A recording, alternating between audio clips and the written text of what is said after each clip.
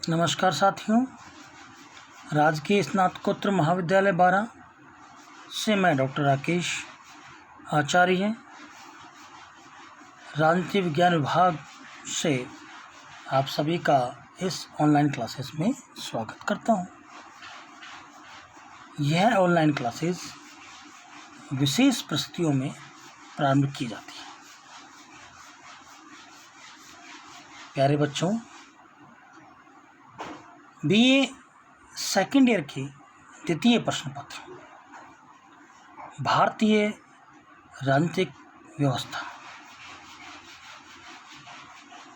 यह पुस्तक भारतीय संविधान पर आधारित पुस्तक है। इस पुस्तक के दिए गए उपबंध भारतीय संविधान में दिए गए आर्टिकल्स बंधों पर आधारित हैं। इसी कड़ी में पिछली कक्षा में हमने केंद्र और राज्यों के मध्य प्रशासनिक संबंधों के बारे में बात की थी। आज हम बात करते हैं केंद्र और राज्यों के मध्य जो मतभेद होते हैं उसके निवारण की क्या विधि है। संविधान ने ऐसे उपबंध दिए हैं कि केंद्र और राज्यों के मध्य यदि मतभेद हो उन मतभेदों का निराकरण आसानी से किया जा सके। एक बात हम देखते हैं कि यदि केंद्र में और राज्य में सरकार किसी एक विचारधारा के दल की होती है तो सहयोग की भावना बढ़ जाती है और निर्देशों का पालन आसानी से हो जाता है। परंतु कई बार ऐसा होता है कि केंद्र में जो विचारधारा है उसके विपरीत विचारधारा राज्यों में होती है। ऐसी स्थिति में केंद्र राज्यों के बीच मतभेद बढ़ जाते हैं, क्योंकि वैचारिक मतभेदों के कारण जो राष्ट्र के विकास में बाधा उत्पन्न होती है वो किसी दल विशेष की आस्था रखने पर होती है। परंतु संविधान ने यह व्यवस्था की है कि केंद्र और राज्यों के मध्य सामंजस्य बना रहे। उसके लिए भारतीय संविधान ने के 11वें भाग के दूसरे अध्याय में केंद्र तथा राज्यों के बीच संबंधों की चर्चा की है। अनुच्छेद जो 73 है वह और अनुच्छेद 162 केंद्र राज्यों के मध्य एकता सामंजस्य स्थापित करने की बात करता है। परंतु जब वैचारिक मतभेद होते हैं उस समय संविधान की बाध्यता ही उनमें सामंजस्य स्थापित करती है। केंद्र और राज्यों के बीच जो मतभेद है उसके निवारण की विधियां पहले ही संविधान निर्माताओं ने संविधान में डाल दी थी। संघीय शासन प्रणाली में पारस्परिक संयोग होना अति आवश्यक है, क्योंकि हमने संघीय शासन प्रणाली को अपनाया है और संघीय शासन प्रणाली में राज्यों को पृथक अधिकार प्राप्त हुए हैं। संविधान में जो अधिकार राज्यों को दिए गए हैं, जो अधिकार केंद्र को दिए गए हैं, मतभेद होने पर हमने केंद्र को सत्ता दे दी है। इसलिए भारत एकता के सूत्र में बंधा हुआ। केंद्र राज्यों को अपने से अलग नहीं कर सकता। राज्य केंद्र के बिना काम नहीं करते। ऐसी व्यवस्था संविधान में पहले से की गई है। वैचारिक मतभेद होते हुए भी उनको साथ साथ चलना होता है। जैसे ट्रेन के डब्बे, केंद्र को इंजन मानिए और राज्यों को डब्बे मानिए। किसी डब्बे में ज़्यादा सवारी है, किसी में खाली है, किसी में कम है, चलने साथ साथ है। अकेले चल नहीं सकते, इंजन अकेला भी नहीं जा सकता। चलना शासक पर। उसी प्रकार संविधान निर्माताओं ने ऐसी व्यवस्था की है। पहला, संघीय क्रियाओं, अभिलेखों तथा न्यायिक कार्रवाइयों को मान्यता प्रदान करना। हम जानते हैं कि जो संसद द्वारा निर्मित कानून प्रत्येक राज्य इकाई पर लागू होता है। जो न्यायालय है उसके दिए गए निर्णय अभिलेखों के रूप में काम करते हैं। सर्वोच्च न्यायालय ने जो निर्णय दे दिया वो पूरे भारतवर्ष में मान्य होगा।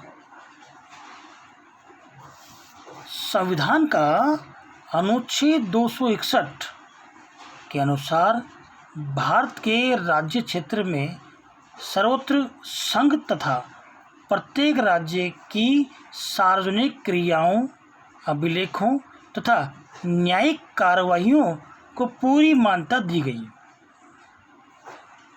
इनकी प्राथमिकता सिद्ध करने की रीति और शर्तें तथा उनके प्रभाव का निर्धारण संसद द्वारा उपबंधित रीति के अनुसार होगा। यह भी आयोजित किया गया है कि भारत के राज्य क्षेत्र के किसी भाग के दीवानी न्यायालयों द्वारा दिए गए निर्णय तथा आदेश उस राज्य क्षेत्र के अंदर सभी स्थानों पर निष्पादित किए जाएंगे। जो संसद ने जो विधि निर्माण किया है, जो जन कल्याणकारी हो, नीतिगत हो या राज्य व्यवस्था को बनाए रखने के लिए जो कार्य किए जाते हैं, वो सभी राज्यों पर लागू किए जाते हैं। हम कुछ कानूनों को देखते हैं, जैसे सूचना का अधिकार है। इस अधिकार के तहत जो केंद्र में शासनसत्ता बैठी है उनसे नागरिक क्वेश्चन पूछ सकते हैं। उनके विभागों से राज्य में है, राज्य में भी लागू है। जो दीवानी मामले हैं उनमें जो निर्णय दिया गया है वो मान्य है। जो अपना सर्वोच्च न्यायालय है, सर्वोच्च न्यायालय के दिए गए निर्णय पूरे भारतवर्ष में मान्य होंगे। सर्वोच्च न्यायालय के दिए गए निर्णयों के विरुद्ध न तो राज्य सरकार जा सकती है, ना ही उच्च न्यायालय के न्यायाधीश सर्वोच्च न्यायालय के दिए गए निर्णयों के विपरीत कार्य कर सकते हैं। सर्वोच्च न्यायालय एक अभिलेख न्यायालय है जिसका संविधान में आर्टिकल 129 में उपबंध किया गया। अगला, अंतर्राज्यीय नदियों तथा नदी के जल बंटवारा संबंधी विवादों का निपटारा। संविधान के अनुच्छेद 262 के अनुसार किसी अंतर्राज्यीय नदी, घाटी के या जलाशयों के प्रयोग, वितरण, विवाद या फरियाद के न्याय निर्णय के बारे में संसद विधि द्वारा व्यवस्था करेगी। ऐसे विवाद के संबंध में संसद यह निर्णय कर सकती है जो सर्वोच्च न्यायालय या अन्य न्यायालय इस संबंध में क्षेत्राधिकार का प्रयोग नहीं करेगा। संसद ऐसे कानूनों का निर्माण करती है जो दो या दो से अधिक राज्यों के मध्य किसी नदी, जलाशय, घाटी, तालाब का बहता हुआ पानी हो। उस बहते हुए पानी के अंदर जो विवाद उत्पन्न होता है दो राज्यों के मध्य उन विवादों के निपटारे के लिए सर्वोच्च न्यायालय तो है ही, परंतु केंद्रीय संसद उस पर कानून निर्माण का कार्य कर सकती है, क्योंकि यह राष्ट्रीय स्तर का है। जैसे जल ही जीवन है, हम बात मानते हैं। इन नदी जलाशयों कोपर से जो पानी प्राप्त होता है वो हमारे पीने, कृषि के कार्य में काम आता है, उद्योगों में काम आता है, और हमारे यहाँ केंद्र को महत्वपूर्ण अधिकार प्रदान किए हैं। इसलिए इनके जो संबंध है मधुर बने रहे राज्यों के, जिससे देश में शांति व्यवस्था बनी रहे, ये काम केंद्र का है। इसलिए अंतर्राज्यीय नदियों तथा नदियों के जल बंटवारा संबंधी विवादों का निपटारा केंद्रीय संसद अपने हाथों में ले सकती है, कर सकती है। अगला, अंतर्राज्यीय परिषद की व्यवस्था। संविधान के अनुच्छेद 263 के अंतर्गत राज्यों के पारस्परिक सहयोग के लिए एक अंतर्राज्यीय परिषद का प्रावधान किया गया है। यदि राष्ट्रपति को यह प्रतीत होता है कि सार्वजनिक हित के में आवश्यक है तो अंतर्राज्यीय परिषद की स्थापना की जा सकेगी। इस परिषद का प्रमुख कार्य राज्यों के मध्य विवादों का परीक्षण करना तथा उन पर परामर्श देना है। जो अनुच्छेद 263 है, यह व्यवस्था करता है कि राज्यों के मध्य विवाद उत्पन्न न हो, इसके लिए पहली बार जून 1990 में अंतर्राज्यीय परिषद की स्थापना की गई थी। कब की गई थी? जून 1990 के अंतर्गत अंतर्राज्यीय परिषद की स्थापना की गई थी। 1990 में ये महसूस किया गया कि केंद्र और राज्यों के मध्य विवादों का निपटारा शांतिपूर्ण तरीके से किया जा सके। इसके लिए उन्होंने 1990 में अंतर्राज्यीय परिषद की स्थापना की और राज्यों के मध्य विवादों के निपटारे के लिए काम किया गया। अगला है क्षेत्रीय परिषद का निर्माण। क्षेत्रीय परिषद का निर्माण भी किया जा सकता है। व्यवहार में संपूर्ण भारत में 5 क्षेत्रीय परिषदों को विभाजित किया है और प्रत्येक क्षेत्र के लिए एक क्षेत्रीय परिषद की स्थापना की है। क्षेत्रीय परिषदों के कार्य उन विषयों से संबंधित होंगे जिनमें क्षेत्र के सभी कुछ राज्य या संघ और एक या एक से अधिक राज्य रुचि रखते हो। संविधान में ऐसा कोई प्रावधान नहीं किया गया, परंतु व्यवहार में ये माना जाता है कि क्षेत्रीय परिषदों का निर्माण किया जाए। हमने क्षेत्रीय परिषदों का निर्माण किया गया। अंतर्राज्यीय परिषद सचिवालय गृह मंत्रालय ने इस पर काम किया। उसके आधार पर राज्यों में मतभेद निवारण किए जा सकते हैं। क्षेत्रीय परिषदों के आधार पर जो केंद्र का मंत्रिमंडल है वो राज्यों के मंत्रिमंडल के साथ वार्ता करता है। उस वार्ता में वो निर्णय किए जाते हैं जो केंद्र और राज्यों के मध्य परस्पर सहयोग स्थापित कर सके। अगला, अंतर्राज्यीय व्यापार से संबंधित मामले।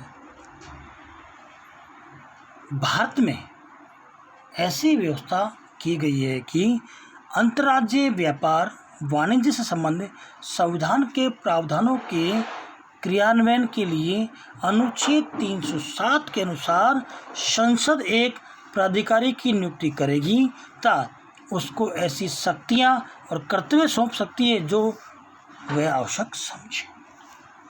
भारतीय संविधान ने अनुच्छेद 307 के अंतर्गत अंतर्राज्यीय व्यापार वाणिज्य के लिए प्राधिकारी नियुक्त कर सकती है। कौन? संसद कर सकती है। संसद दो राज्यों के मध्य व्यापारिक संबंध स्थापित करने के लिए ऐसा करती है। केंद्र और राज्यों के मध्य संबंध शांतिपूर्ण बने रहें, और जब शांतिपूर्ण संबंध बने रहेंगे तो विवादों का काम कम होगा।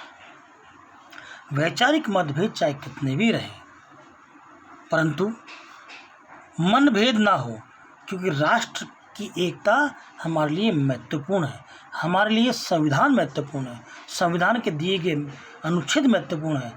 उन्हीं अनुच्छेदों में राष्ट्र को एक सूत्र में बांधने का कार्य किया गया। यदि राष्ट्र एक सूत्र नहीं बनता है तो राष्ट्र बिखर सकता है। इसका हम उदाहरण देखते हैं। यदि जब हमारा भारत आज़ाद नहीं हुआ था, उससे पहले भारत अंग्रेजों से पहले कितने टुकड़ों में बटा हुआ था। केंद्र की एक सत्ता पूरे भारत पर शासन करे तो एकहरी नागरिकता, एकीकृत न्याय व्यवस्था हमारे यहाँ स्थापित की गई है। इसके अलावा भी संविधान में ऐसे उपबंध किए गए हैं जो केंद्रीय शक्ति को एकीकृत करती है, जैसे निर्वाचन आयोग, लेखा परीक्षा और राज्यपालों की नियुक्ति। ये जो ऐसी व्यवस्था है, क्या निर्वाचन आयोग, लेखा परीक्षा और राज्यपालों की नियुक्ति, यह केंद्र के द्वारा की जाती है और केंद्र इनमें कार्य करता है। केंद्र ने इन कार्यों को करने के लिए संपूर्ण शक्ति अपने हाथ में निहित कर रखी। राज्यों को अधिकार दिए हैं, परंतु केंद्र के निर्देशानुसार ही कार्य करें। राष्ट्रपति एक होता है, प्रधानमंत्री एक होता है हमारे यहाँ, जो पूरे भारत का होता है। वह किसी जाति, धर्म या किसी एक विचारधारा से संबंध नहीं रखता है, वो देश से रखता है। परंतु वैचारिक मतभेद होते हैं विचारधारा से, उनको कम करने के लिए या उनको सीमित करने के लिए संविधान में ऐसी व्यवस्था की गई है कि केंद्र और राज्य संबंध बने रहें और एक दूसरे में हस्तक्षेप ना करें। इसलिए संविधान ने जो व्यवस्था की है, उस व्यवस्था के अनुरूप भारतीय संविधान यह निर्धारित करता है कि केंद्र और राज्य के मध्य मतभेद आराम से निपट सके। सर्वोच्च न्यायालय यह व्यवस्था करता है कि अधिकांश मामले शांतिपूर्ण तरीके से निपटा दी जाए। केंद्र में स्थापित जो प्रशासनिक व्यवस्था है, वो प्रशासनिक व्यवस्था राज्यों में हस्तक्षेप ना करे। यदि ज़्यादा हस्तक्षेप करती है तो संपूर्ण शक्ति अपने हाथ में ले लेती है, तो फिर शक्तियों के बंटवारे वाली बात ही खत्म हो जाती है। यदि शक्तियों के बंटवारे वाली बात करते हैं तो जो संघीय व्यवस्था में अपना रखी है, जिसमें केंद्र और सरकार होती है, वो एक दूसरे के कार्य में हस्तक्षेप कम से कम करती है। परंतु राष्ट्रीय महत्व का होने पर या राष्ट्र की उन्नति में बाधा उत्पन्न होने पर केंद्र शक्तिशाली हो जाता है।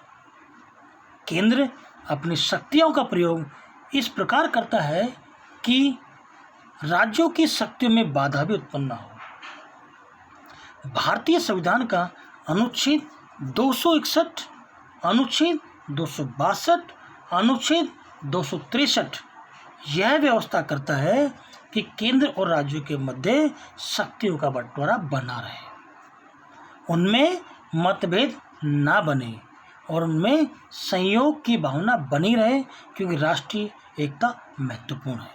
इसी कक्षा में इतना ही। सभी का इस ऑनलाइन क्लासेस में धन्यवाद। Thanks of all. कोरोना महामारी से बचे रहें, सुरक्षित रहें। ऑनलाइन क्लासेस से आप क्लासेस लेते रहें। सभी का धन्यवाद। Thanks of lot. और सुरक्षित रहें, सावधान रहें, सतर्क रहें। घर से बाहर आवश्यक होने पर ही निकलें। धन्यवाद।